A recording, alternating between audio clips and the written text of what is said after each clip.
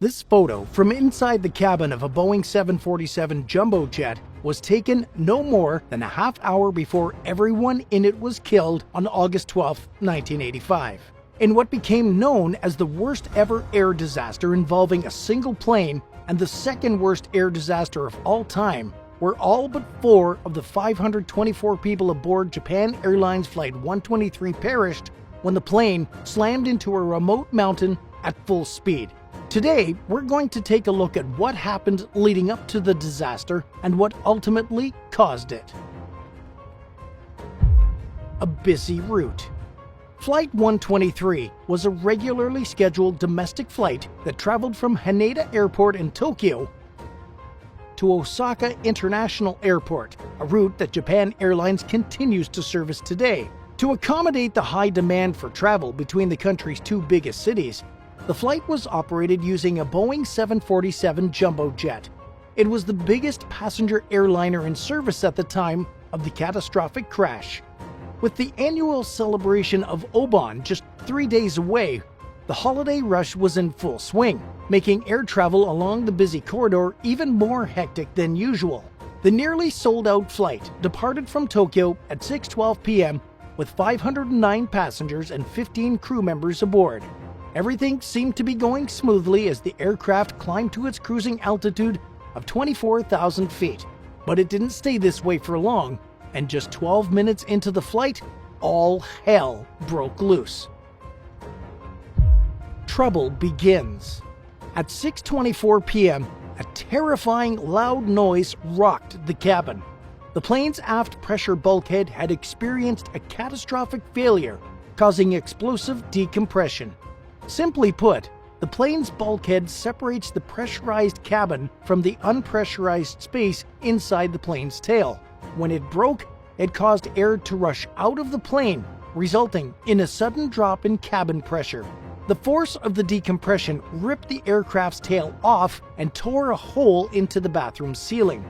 Complete chaos ensued as alarms began to sound and emergency oxygen masks were deployed from overhead.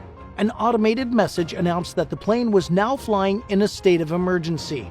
In what was most likely the scariest moment of their lives up to that point, passengers were instructed to put out their cigarettes, put on their oxygen masks, and buckle up. Meanwhile, condensation resulting from the sudden drop in pressure filled the cabin with a white fog, and unsecured items began flying all over the place. Even amid the havoc that was unfolding, flight attendants continued to do their job, helping passengers to put on life vests and oxygen masks as they instructed them on the bracing position that they would soon, unfortunately, make use of. They also tried to reassure and comfort panicked passengers, some of whom were scribbling final messages to their loved ones on whatever paper they could find. Meanwhile, in the cockpit, 3 crew members were flying the 747 that day. Sitting in the captain's seat was 39-year-old co-pilot Yutaka Sasaki, who was training to be a captain. The flight's official captain was 49-year-old Masami Takahama, a highly experienced pilot with over 12,400 flight hours under his belt, including more than 4,800 hours on the 747. There was also an engineer on board. 46 seconds after the explosion, the pilots radioed air traffic control and asked to return to Tokyo due to an emergency. The request was granted, but by this point, the plane was doing what it wanted as it rapidly lost hydraulic pressure. Instead of heading northeast toward Tokyo, it began traveling northwest and further away from the airport. All of the 747's hydraulic lines were destroyed in the explosion, leaving the pilots with no control over the airplane. This is why they were unable to steer it in the direction they needed to go in. When air traffic control noticed the aircraft traveling the wrong way and asked the pilots to turn, they responded by saying, "Now uncontrollable." In what's known as a phugoid motion, the plane fell into a pattern of climbing until it lost speed and stalled, then entering a dive and gaining speed until it was capable of climbing again. For the next 21 minutes, the pilots continued trying to gain control of the jet, but to no avail. They became so preoccupied that they forgot to put on their oxygen masks and became hypoxic, causing them to become even more disoriented and confused. But one thing was clear: as the 747 flew hopelessly toward the remote Japanese Alps, the plane's fate was no longer in the crew's hands. They nevertheless continued to do everything in their power to keep it in the air. The crash. The inevitable finally happened at 6:56 p.m., 32 minutes after the emergency began with the explosive decompression. At an altitude of 5,000 feet, the plane's right wing clipped a tree-lined ridge, ripping off one of its engines and causing the aircraft to bank hard to the right. It flew on briefly before crashing into another ridge near Mount Tagamagahara. The plane exploded upon impact, scattering debris across a large area and leaving a burning, mangled heap of metal at the main crash site. In an area filled with dense trees, gaping gorges, and few roads, rescue would not come quickly. By the time the first help arrived 16 hours later, it was pretty much assumed that there were no survivors. In fact, some news sources, including The Guardian, had gone ahead and reported that everyone on board the plane had died. The rescue effort. The wreck was located just 25 minutes after the crash by the crew of a United States Air Force plane. They informed Japanese authorities of the location, noting that they had observed fire and debris, but that very little of what they saw was recognizable as an airplane part. The crew doubted that there were any survivors, but offered to dispatch a helicopter to the site. Also convinced that nobody could have possibly survived, Japanese officials declined the offer and took their time planning an organized search, which began the next day. During the early morning hours, 2 helicopters flew over the crash site and reported seeing no signs of survivors. Meanwhile, at least 8,000 people and nearly 900 vehicles were mobilized to carry out a ground search. But manpower meant little in the absence of any sense of urgency. And by the time the first group of 160 rescuers arrived at 10 a.m., people who might have otherwise survived the crash had died. Upon seeing the apocalyptic wreckage, emergency responders became even more sure that nobody had survived. As they methodically combed through the twisted metal and burned bodies, they were shocked to see a hand moving. As they went to help the person, they immediately stepped up the pace of their search. Just moments later, while administering first aid to the first survivor, rescuers noticed movement from a nearby tree. A girl had landed in it and was still alive. 2 more survivors, a mother and her young daughter, were found near the back of the plane. The survivors. All 4 survivors were seated in the last 7 rows of the plane when it crashed. Included among them was a recently married 26-year-old flight attendant named Yumi Ochai, who would later describe hearing children yelling for their mothers and screaming in sheer terror in the initial aftermath of the sudden decompression. As the plane entered its final sharp descent, Yumi put her head between her legs and braced for dear life. She experienced a handful of strong shocks as seats, cushions, and debris swirled around her and clouds of dust blew in her face. The stewardess remembered feeling thirsty and being unable to move anything but her face immediately after the crash.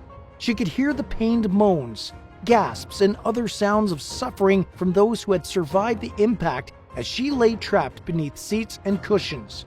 Yumi fell unconscious and eventually awoke to the sound of a helicopter overhead. At that point, she could no longer hear the cries of nearby passengers because most of them had died from their injuries. She waved her hands trying to get the chopper's attention, but the pilots didn't see her. The helicopter flew away and Yumi drifted back to sleep. The next time she woke up, it was to the sound of a rescue worker telling her that she was going to be okay.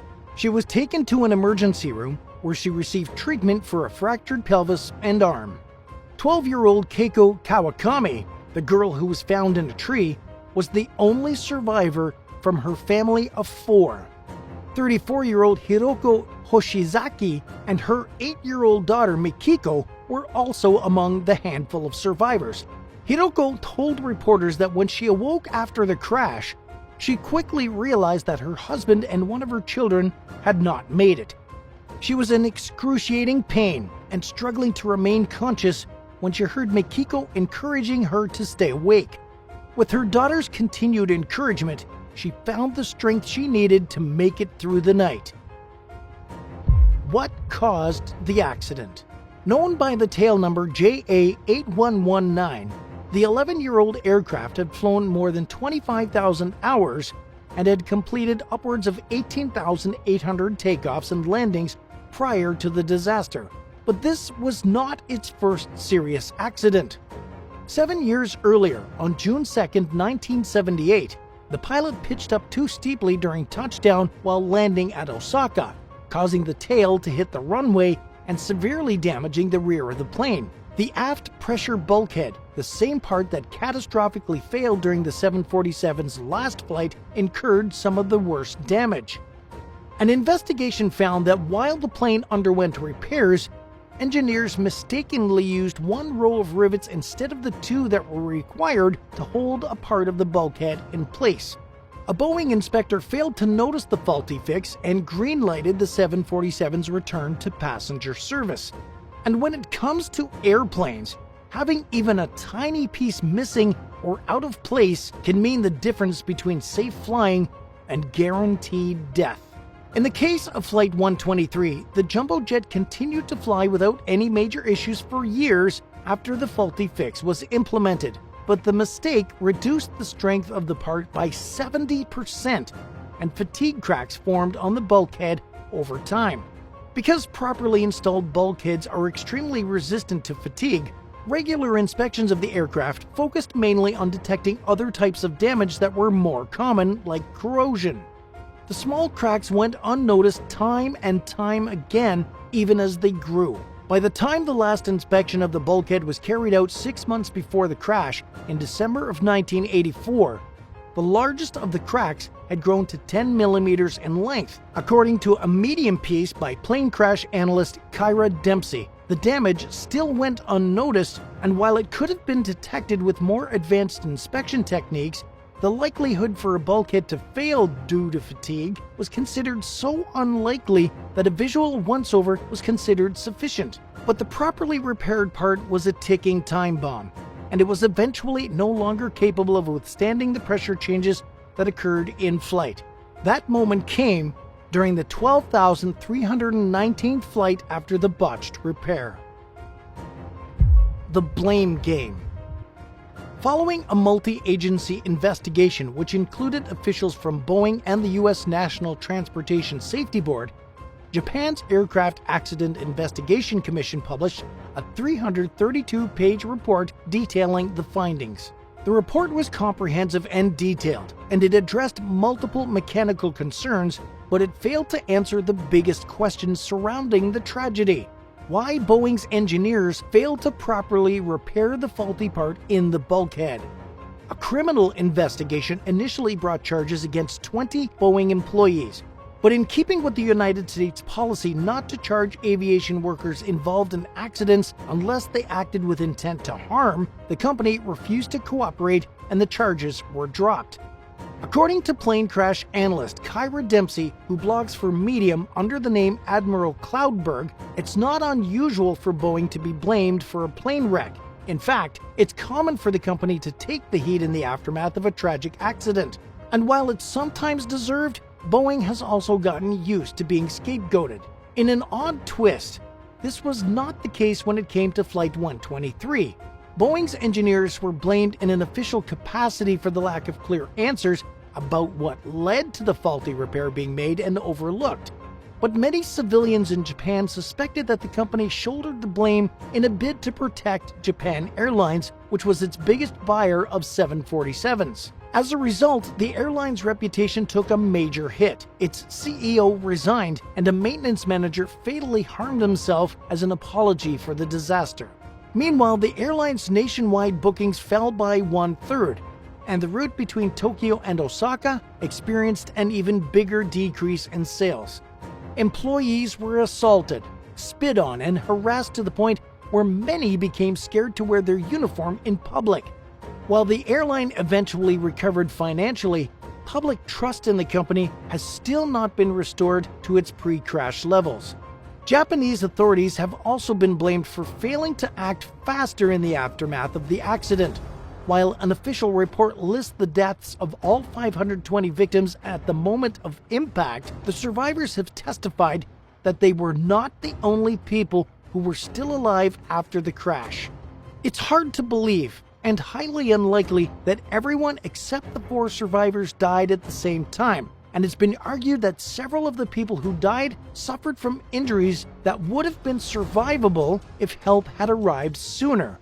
In 1995, a former U.S. Air Force engineer told the news outlet Stripes that the American military was capable and willing to help, and that it could have gotten crews to the site within 2 hours of the accident. The engineer even claimed that an Air Force helicopter crew actually flew to the site with plans to rappel down to the wreck, but they were ordered back to base because Japanese authorities claimed rescue was on the way. While this story is widely circulated, it remains unverified. But even if it's not true, many believe that the allegedly sluggish response to the crash directly contributed to the number of deaths. Japanese officials have always maintained that those in charge of the response made maximum efforts to carry out in a timely and effective fashion. 8. Brinks Mat robbery. Shortly before 7 o'clock in the morning on November 26, 1983, 6 men broke into the Brinksmat warehouse in London.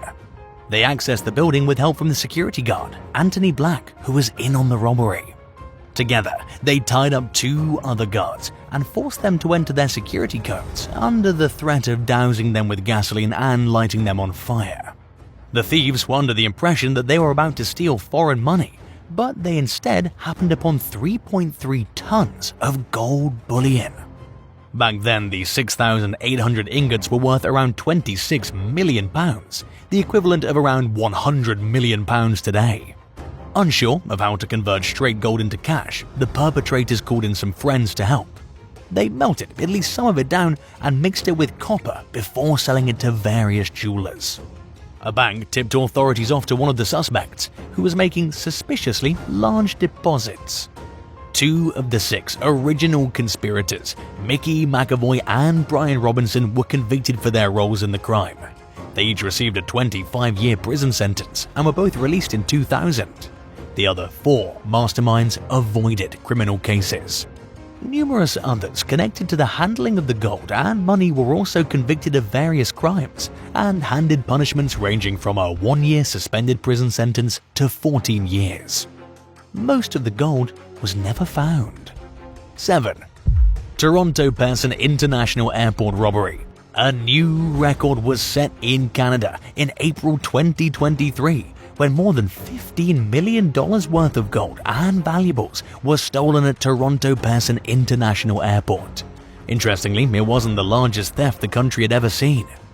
In terms of total value, the haul is outranked by several other robberies, including the 2011 and 2012 thefts of more than 3,300 tons of maple syrup, valued at $18.7 million. But it was the largest gold heist in Canadian history, and police are still working to solve it. The thieves obviously did their research, and it's no secret that the airport is a popular shipping point for gold mined throughout Ontario. They were most likely expecting the haul to arrive in an aircraft container and be transported to a cargo holding facility, which is when authorities believe the robbery took place. In a statement, the airport clarified that the thieves didn't access any restricted areas within the airport itself, but that they accessed the public side of a warehouse that's leased to a third party and which falls outside the airport's security line. Officials have remained tight-lipped about most of the details of the crime, including what airline shipped the gold, where it came from, and where it was headed. But they did reveal that the missing container in question measured about 5 square feet, and they don't believe the public's in danger, according to Peel Regional Police Inspector Stephen Dufstein, who said during a press conference that it was too early to tell whether any organized crime groups were involved. By then, the Toronto Sun had already reported that police believed organized criminals played a role in the heist, and given the level of sophistication that the crime was carried out with, the theory makes sense.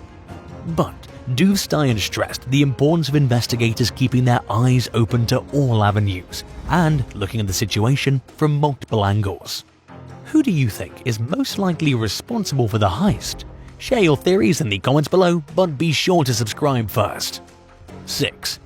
British Bank of the Middle East. As the Lebanese Civil War entered its 9th month in 1976, the capital of Beirut was split into east and west sections, which were divided by a demarcation line known as the Green Line. Located along the line was the British Bank of the Middle East. It was worth around $300 million at the time, roughly $2 billion today, yet was unguarded amid the fighting. Taking advantage of the war's distractions, a group of 8 heavily armed thieves broke into the bank by busting a hole through the wall of a neighboring Catholic church. Before plundering the building, the robbers fired dozens of shells, causing a skirmish to break out. With the war's combatants distracted, the men drilled a hole through the bank's steel-reinforced vault. The perpetrators made off with several vehicles worth of cash, jewels, stocks, and hundreds of 99.9% pure gold bars, weighing 27.6 pounds each. Altogether, the spoils were worth an estimated $775 million. To this day, the stolen money and valuables have never been traced. And while fingers have been pointed in multiple directions, not a single one of the thieves has ever been caught, much less identified. In addition to being the biggest ever bank robbery in history, it remains one of the most mysterious. 5. Packers Gold. One weekend in April 1995, a master criminal stole more than 600 pounds of gold from a hidden safe belonging to Australian media mogul Kerry Packer. It probably would never have happened if Packer's security team hadn't been hanging out at a club next door that night. But it did. And the safecracker did such a good job that police could even think of very few people who were even capable of carrying out the crime. At the top of their list was the boyfriend of Packer's former secretary. Known only as Mr. X, he showed no signs of a sudden windfall, and investigators were unable to connect him with any evidence related to the heist. For years, he continued to drive a beater while making no obvious changes to his lifestyle. The moment Mr. X realized police were onto him, he became even more closed off, ensuring he gave them absolutely nothing to go on in their attempts to nail him for the robbery. For the members of law enforcement who were tasked with carrying out surveillance on him, it was nothing short of frustrating. Even when police pulled Mr. X over in an attempt to rattle his cage, he refused to give up any of his secrets. His silence paid off. To this day, nobody's been arrested for the robbery, although Mr. X remains the top and only suspect. If he's still alive, he's in his mid-80s, which means it's very likely that he's not only gotten away with the crime, but that he'll take the details of it with him to the grave. 4. The Great Bullion Robbery. While en route from England to Paris in May 1855, 224 pounds of heavily secured gold bullion and coins were stolen from a train somewhere between London Bridge and the port town of Folkestone. The missing valuables weren't discovered until the empty safes, which required 2 keys to open, arrived in Paris. Authorities were at a loss to name any suspects or to pinpoint exactly when and where the treasure vanished. 4 men, including Southeastern Railroad employees William Tester and James Burgess, were responsible for the crime. The other 2 thieves who masterminded the heist were career criminal Edward Agar and former railroad employee William Pierce, who had been fired for gambling. They accessed the safes containing the gold by taking wax impressions of the keys and making their own copies ahead of time. The thieves split the proceeds of the heist equally among themselves, and each spent it differently. Some of the men invested their share, while Pierce used his to open a betting shop. After being arrested for an unrelated crime later that year and facing life in a far-flung penal colony, Agar asked Pierce to pass along some of his money to his ex-girlfriend, Fanny Kay. Pierce initially agreed, but failed to follow through on his end of the deal.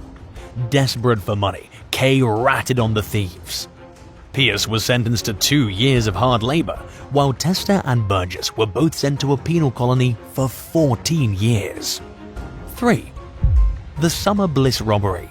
During the early morning hours one day in late 2012, 6 or more men, hooded and masked, wearing jackets that said police on them, boarded a fishing boat called the Summer Bliss in the Caribbean island nation of Curacao. They struck the captain in the head, loaded 70 gold bars weighing 476 pounds total into 3 vehicles, and drove off. The entire heist was carried out in just a few minutes. Shortly after the crime, police spokesman Reggie Huggins declined to specify who owned the gold or where it was being transported, but he clarified that it was a legal shipment, despite the ramshackle appearance of the Summer Bliss and its lack of visible security. Government officials had been alerted in advance of the gold's arrival, according to standard security protocols. They were guarding the area and knowingly allowed the thieves to enter after mistaking them for customs officials. This was a bit odd, according to USA Today, which pointed out that in Curacao, official police jackets would bear the word police in Papiamento, one of the island's 3 main languages, rather than police in English. Authorities arrested multiple suspects over the following months, but failed to secure any convictions due to conflicting reports and inconsistent witness accounts. Perhaps even more strangely, the gold's intended recipient never came forward. 2. Croydon Aerodrome robbery. Throughout the 1930s, the world was entangled in the grips of the Great Depression. Despite these hard times and the desperation that often came along with them, the Croydon Aerodrome Airport in London only kept 1 security guard on duty. Meanwhile, large amounts of valuables, including gold shipments, passed through the airport on a regular basis. Security guard Francis Johnson was working the night shift on March 6th. He had one of 2 known sets of keys to the strong room, where valuables were held before proceeding to their next destination. The other set of keys was locked in the superintendent's drawer. At around 4 a.m, Johnson went to receive a flight. At the time, the strong room was locked with 3 boxes of gold bullion and coins from a delivery earlier that day inside. A few hours later, Johnson found the strong room unlocked and the gold missing. Luckily for the police, an observant passerby had taken down the license plate number of a taxi they saw outside the airport during the window of time when the gold was stolen. The cab driver, George Mason, told investigators that he'd driven 4 men, including one nicknamed Little Harry, to the airport. Mason said the men had persuaded him to drive them and their stolen gold to the home of another suspect, a 47-year-old artist named Cecil Swanland. Detectives seized a large amount of evidence from Swanland's home, although most of the gold was never found. The fact that the suspect was known to be broke yet had made numerous recent expensive purchases only further pointed toward his involvement in the heist. Swanland, who had already served time for 2 previous robberies, was charged in connection with the heist, along with 38-year-old Silvio Shonk Mazada and a man in his 70s named John O'Brien. The court found Swanland guilty and sentenced him to 7 years in prison. Mazada and O'Brien were both acquitted. Despite the conviction, unanswered questions continue to surround the robbery, including where the gold went and what was done with it. 1. The Flying Bandit. The second biggest gold heist in Canadian history was carried out in 1966 by a bush pilot and career bank robber named Ken Leishman. Infamously named the Flying Bandit, he spent enough time watching planes at Winnipeg International Airport to gain some basic knowledge of how gold shipments worked, and enough time in prison to formulate a plan for robbing a gold shipment. Already too well known to be the muscle behind the operation, Leishman recruited 3 accomplices. Paul Grenkow posed as a salesperson while acting as a lookout at Red Lake to spot when the next gold shipment left Winnipeg. After receiving the word that a large shipment was en route to Winnipeg, Paul Grenkow's brother, Richard Grenkow, and John Berry drove out to the tarmac in a stolen Air Canada truck while wearing fake Air Canada coveralls and met the incoming flight. Posing as employees, the men convinced workers on the arriving flight that there had been a change of plans and that the gold was bound for a charter plane that would be leaving the airport within the next hour. Barry and Grenkow seemed legit, so the staff members loaded the gold onto their Air Canada truck and the pair drove off. They transferred the gold to Leishman's vehicle, then took it to the home of lawyer Harry Backlin, who was on vacation but had allowed the thieves to use his house as a waypoint along their transport route. A 2-day blizzard prevented the men from moving the gold to a farm as planned, and Backlin had no interest in being connected with the crime, so the stolen loot had to leave his home. Lacking any other options, the co-conspirators buried most of the gold in Backlin's backyard. It wasn't long before police investigated Backlin for being a known associate of Leishman. They unearthed the gold, and Leishman was once again arrested for committing a high-profile robbery. He escaped custody twice while awaiting trial, including on one occasion when he stole a plane. Leishman was recaptured following a shootout in Indiana. He finished serving time for his various crimes in 1975 and became a model citizen following his release. The Flying Bandit's legacy came to a mysterious end when he vanished during a mercy flight in 1979. He was declared legally dead 5 years later, and his body was never found. 8. KFC chicken. Kentucky Fried Chicken is an American fast food staple. The company's secret seasoning recipe was first developed during the 1940s by the restaurant's infamous founder, Colonel Harlan Sanders. He admitted to using salt and pepper as 2 of the ingredients, but never revealed the 9 other notorious herbs and spices in the mix, which he said are all found commonly in people's kitchens. Over 70 years after the first KFC opened up in Salt Lake City, Utah, the same recipe is still being used, and its ingredients have stayed a well-kept secret. The recipe is held in a vault that looks like an ordinary closet entrance at the company's headquarters located in Louisville, Kentucky. The safe has 2-foot-thick walls, is kept under 24/7 constant surveillance, and is even protected by armed guards. Only one person knows the safe's combination, and only 2 people know the 11 ingredients and their exact quantities. 2 different companies are given the coveted task of creating the mix, with each handling a different part of the recipe. The 2 components are then blended together through a computer processing system. 7. Coca-Cola. The original Coca-Cola recipe was created during the late 19th century by a man named John Pemberton. After he passed away in 1891, American businessman and Coca-Cola Company founder Asa Candler purchased the rights to the recipe. Candler went out of his way to keep the formula secret. He also made several changes to the ingredients to improve the drink's overall taste, which meant that anyone in possession of Pemberton's original recipe did not have the actual Coca-Cola formula. In 1919, a group of investors led by businessman Ernest Woodruff bought the Coca-Cola Company. Between then and 2011, for nearly 100 years, the recipe was kept hidden in vaults in New York City and Atlanta. Today, it's locked inside a safe at the World of Coca-Cola Museum in Atlanta, where the vault's giant door is put on display for the public. Over the years, many people have come forth claiming to have the recipe, but the Coca-Cola Company insists no one has the authentic formula except them.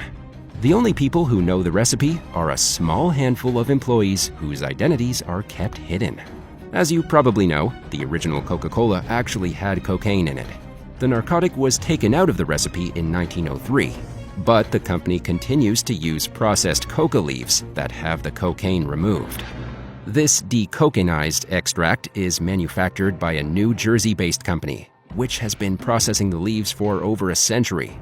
The US government banned the import of coca leaves back in 2021, but the facility that processes the ingredient for Coca-Cola was specifically given an exception, and it remains the only American company with that privilege to this day.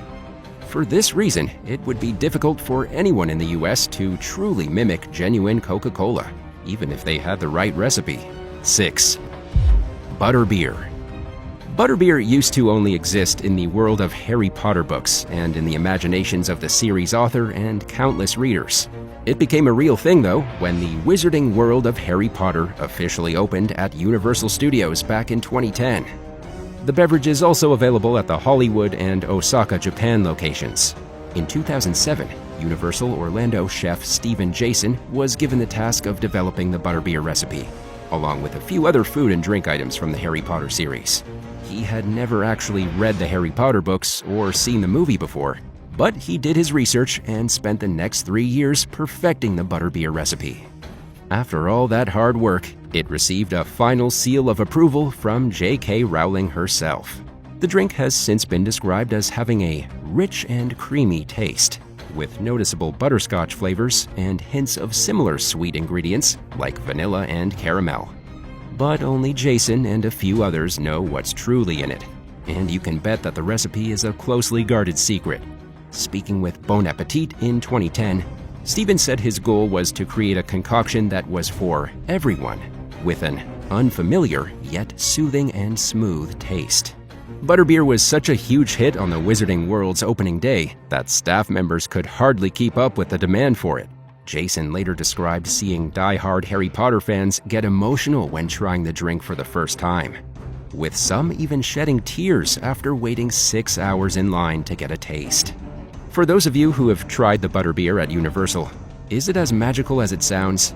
Let us know in the comments below. 5. Krispy Kreme Glazed Donuts. The original Krispy Kreme's glazed donut goes back to the founder's great-uncle, Ishmael Armstrong. According to the legends, Armstrong either purchased the recipe from a New Orleans chef named Joe LeBeau or was inspired by him to create it. He then passed the formula to his nephew, Plumie Rudolph, who gave it to his son, Varon Rudolph, in the 1930s. After his father and uncle's success with selling the donuts, Vernon Rudolph opened up his first Krispy Kreme store in 1937 in Winston-Salem, North Carolina. In 1973, just 3 years after Vernon's death, Beatrice Foods bought the Krispy Kreme name. The company altered the secret recipe to increase profits, but people noticed the donuts had lost their original unique taste. Less than a decade later, Beatrice Foods sold Krispy Kreme to longtime employee Joseph McAleer, who came up with the funding with help from several investors. McAleer went back to the original recipe, allowing the Krispy Kreme company to grow rapidly. Today, there are over 300 locations in multiple countries, including the UK, Peru, New Zealand, Colombia, and many more. The Krispy Kreme recipe is kept in a vault somewhere at the company's headquarters in Winston-Salem. Only a few trusted employees know where it is and have access to it. 4. Campari. Invented in 1860 in Novara, Italy, Campari is a liqueur famous for its distinct bittersweet flavor. It's the main ingredient for several classic cocktails, including the Negroni and the Garibaldi. Campari is also typically served on its own and in a before-dinner drink, or aperitif, which consists of soda water, prosecco, and sometimes bitters. In addition to its unique taste, Campari has a famously bright red color that was achieved through dye made from crushed-up insects, up until 2006 at least. The liquor consists of water, alcohol, sugar, and a mix of herbal extracts, including saffron and chinotto. Campari's taste is best described as complex. It has a noticeable orange flavor, as well as wood, floral, and herbal notes. During a visit to the company's main bottling plant in Sesto San Giovanni, a Savare journalist named William Serrell learned that the recipe also contains rhubarb and ginseng. But the bulk of Campari's recipe, which is rumored to have over 30 herbs, aromatic plants, and fruit, is a secret. According to Serrell, the only person in the world who knows the whole formula is the bottling plant's director, and great efforts are maintained to keep it that way. Some ingredients are even shipped to the director's office in discreet brown packaging to protect the recipe's secrecy. When asked what would happen if the director suddenly passed away, an employee said that there's a strategy in place for the recipe to be passed on to the right person. But the details of this emergency plan are strictly confidential. Assuming nothing like that ever happens, the next person to receive the Campari recipe will most likely be whoever becomes the next director. 3. Thomas's English Muffins. Thomas's is one of the most popular English muffin brands in the entire United States, with annual sales supposedly exceeding $500 million. Many of the company's employees are familiar with multiple parts of the recipe and the manufacturing process as a whole, but as of 2010, only 7 people in the world knew the entire recipe from start to finish. One of those 7 happened to be 56-year-old Chris Botticella. who was the vice president at Bimbo Bakeries USA when it acquired the Thomas's company. Curious about the secret behind the English muffins, Botticella embarked on a personal mission to find the recipe. He then left Bimbo with some of his co-workers under the impression that he was retiring. Chris actually took a job with rival company Hostess, which had previously tried and failed to obtain the secrets to Thomas's English muffins. Afraid that he was going to share the recipe with his new employers, Bimbo took the case to court. Lawsuit documents described how the English muffin formula had to be divided into multiple parts to preserve its secrecy. The information included not only the ingredients, but also the equipment and techniques used during the manufacturing process. Information is shared with employees on a need-to-know basis only. Bimbo's lawyers accused Chris of downloading several sensitive documents to his computer right before he left the company. He claimed he was simply practicing his computer skills for his new job. But a federal judge determined that he was planning to share trade secrets with Hostess and banned him from accepting the new position. Who knew muffins were so serious? 2. Bush's Baked Beans. The family-owned Bush Brothers & Company started out as a cannery in Chestnut Hill, Tennessee, during the early 20th century, when overproduction and low prices caused struggles for the canning industry in 1969. The company looked for other ways to diversify its income. Using a recipe created by the founder's daughter-in-law, Kathleen, they started manufacturing baked beans. Bush's had their work cut out for them, with big-name companies like Heinz and Campbell's dominating the industry at the time. They managed to give these well-known brands a major run for their money. Bush's baked beans became a huge success, and today the company produces about 80% of all the baked beans consumed in the United States. The family never expected the product to take off, so they didn't exactly have secrecy in mind when the first cans of beans hit shelves. But the savory mixture of flavorings that give the beans their unique taste quickly became their main selling point. During the 1990s, the company started focusing its advertising on a secret family recipe. Today, there are many measures in place to preserve the recipe's secrecy. The ingredients are obtained from several different suppliers to ensure that no single company knows the complete list. In the words of Bush spokesperson Mike Morris, the company takes precautions, but I don't think there's a whole lot of international espionage out there to figure out how to make baked beans. A closely guarded copy of the family's recipe book is out on display at the Bush's Visitor Center in Tennessee, which is lovingly known for being the world's most beautiful bean museum. While a trip to the museum likely won't end with insider knowledge about the recipe, those who have been there say it's well worth a visit, and that it's surprisingly fun for a place that focuses on the history of baked beans. 1. Monk's Chartreuse. Known for its distinctive green, Chartreuse is a French herbal liquor that dates back to the early 17th century. It's made by Carthusian monks at the Grand Chartreuse Monastery located in the French Alps. These monks live in almost complete isolation from the rest of the world and even from one another. They support their lifestyle largely through profits from the manufacturer of Chartreuse, which means that if another version were to ever come along, it would potentially threaten their way of life that's been carried on for nearly 900 years. The monks started making the drink in 1737 based on a set of instructions given to them in 1605 by a French diplomat named François Annibal d'Estrées. Chartreuse comes in both green and yellow varieties. Its taste has been described as slightly sweet, spicy, and smooth with an almost botanical finish. Green Chartreuse has flavors of lime, citrus spice, and fresh-cut herbs, while the yellow version contains notes of honey, saffron, and anise spice, giving it a much sweeter taste. The cheapest bottles sell for at least $40, while some of the rarest varieties go as high as $1,150. With proofs ranging from 80 to 138, Chartreuse is strong. The recipe consists of 130 herbs and plants. Only 2 monks involved in its manufacture know or have access to the list. Other monks are familiar only with a few bits and pieces of the process. Secular employees act as the company's bridge to the rest of the world, handling the marketing, sale, and other aspects of business that would interfere with the monk's lifestyle. But the only outsider who knows the recipe for Chartreuse is a New York City-based Catholic priest named Michael Holleran, who learned it while watching the distilling process in the 1980s.